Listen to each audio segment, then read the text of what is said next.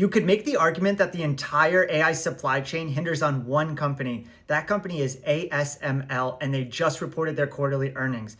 Given some people saying the US economy is one massive bet on AI, this company is increasingly more important. Here are a couple of game notes on what exactly ASML does, its role in the AI supply chain, and where we see the stock going. ASML makes machines that use EUV and DUV technology to make chips. Put simply, EUV, more advanced, key to AI.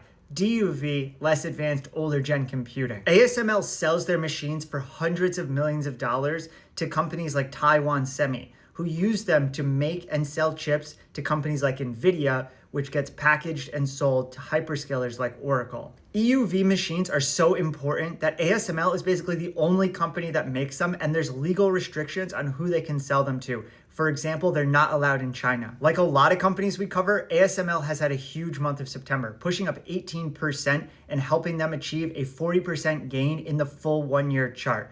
The stock is now about $1,000 per share, but it's important to note that ASML has been at these levels before in 2024 when they recorded record revenue. AI has been huge for ASML, and that will likely continue to be the case. Their customers like Intel, Samsung, and Taiwan Semi are seeing increased demand for chips made by their EUV machines to run AI. They're also seeing demand from memory companies like Micron, where DRAM is in high demand as another component of AI infrastructure. ASML's earnings were at about expectations, and the stock is up about 2.5% on that news. It's important to note that the guidance was really strong though, as they're expecting a big Q4. For context, revenue this quarter was 7.5 billion euros, and they're expecting a record 9.5 billion for Q4. If you put it all together and look at the revenue chart on an annual basis, they're now trending for $32 billion of revenue this year. That's about 15% growth year over year. While it's significant, it's not nearly like what we're seeing further down the AI supply chain at companies like NVIDIA and Palantir, where growth rates are in the triple digits. Thanks guys, hope this helps, be good.